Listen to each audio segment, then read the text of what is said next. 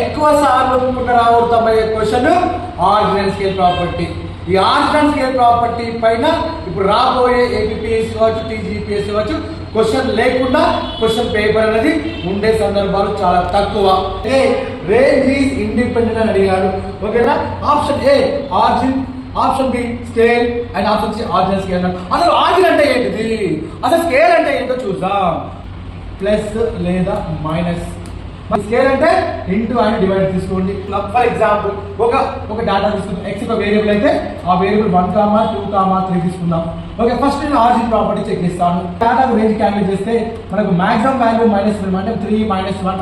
Okay, 3 - 1 అంటే maximum 3, minimum 1 కాబట్టి 3 - 2. అయితే ఏదైనా ఒక కాన్స్టెంట్ తీసుకొని ఈ ఎక్స్ వాల్యూస్ యాడ్ చేయండి. ఎనీ కాన్స్టెంట్ వాల్యూ అంటే 2 అనే కాన్స్టెంట్ తీసుకోండి. 2 అనే కాన్స్టెంట్ కి ఎక్స్ వాల్యూస్ యాడ్ చేస్తే అంటే ఇది ఏం చేంజ్ అవుతుంది?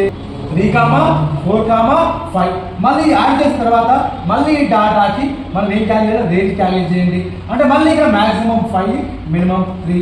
నాకేమొస్తుంది? 2 వచ్చింది. అంటే ఇక్కడ యాడ్ చేసే ముందుకు రేంజ్ వాల్యూ 2 వచ్చింది. 2 అనే కాన్స్టెంట్ యాడ్ చేసినప్పుడు మళ్ళీ 2 వచ్చింది. అంటే చేంజ్ కాలేదు కాబట్టి ఓకేనా, ప్లస్ పైన సాటిస్ఫై అయింది. మల్టిప్లై చూద్దాం. మనం ఒకసారి మల్టిప్లై చూస్తే మనము ఓకేనా ఎక్స్ అనే వాల్యూ అంటే మనకు యాడ్ చేసినా మనకు చేయకపోయినా రేంజ్ అనేది 2 వచ్చింది. సబ్స్ట్రాక్ట్ చేసినప్పుడు మనకి 2 వస్తుంది. సో మనకి ఇక్కడ యాడ్ అనేది చేసిన సబ్స్ట్రాక్ట్ చేసిన మనకి రేంజ్ వాల్యూ చేంజ్ కాలేదు కాబట్టి నేను ఏమంటున్నా అంటే ఇండిపెండెంట్ ఆఫ్ ఆర్జిన్ అని చెప్పాను. ఏంటమ్మా? రేంజ్ అనేది. అలాగే ఇప్పుడు మల్టిప్లై చూస్తాం. ఓకేనా? సో స్కేల్ అంటే ఏం చెప్పాను? స్కేల్ అంటే మల్టిప్లై లేదా డివైడెడ్, 2 ఆపరేషన్ తీసుకోవాలి. ఫస్ట్ ఆఫ్ ఆల్ మల్టిప్లై తీసుకోండి. సో 2 అనే కాన్స్టెంట్ తీసుకొని ఓకేనా 2 అనే కాన్స్టెంట్ మల్టిప్లై చేస్తే ఓకేనా మల్టిప్లై చేయకముందుకు వెళ్తుంది రేంజ్ వాల్యూ అంటే 3 - 1 అంటే 2 వచ్చింది. ఓకేనా 2 తో మల్టిప్లై చేసిన ప్రతి అబ్జర్వేషన్ అప్పుడు నాకు ఏమొస్తుంది? ఓకేనా 2, 4, 6 వచ్చింది. ఇప్పుడు చూడండి ఇక్కడ మాక్సిమం వాల్యూ 6, మినిమం వాల్యూ 2 అంటే నాకు ఏమొచ్చింది? 4 వచ్చింది. అంటే మల్టిప్లై చేయకముందు 2 వచ్చింది, మల్టిప్లై చేసిన తర్వాత 4 వచ్చింది. అంటే 2 కాస్త 4 అయింది. అంటే చేంజ్ అయింది కాబట్టి నేను ఏమని చెప్తున్నా అంటే it is depend upon. Range అనేది డిపెండ్స్ ఆన్ స్కేల్ అని గుర్తుపెట్టుకోండి. Is in clear? రేంజ్ అనేది is in clear independent of origin and depends on scale అని చెప్పండి.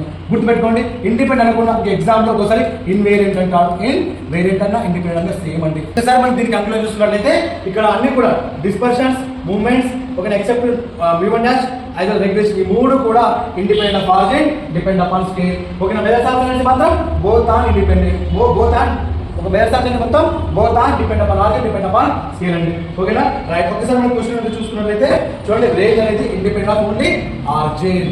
Which option correct? A option 100% correct.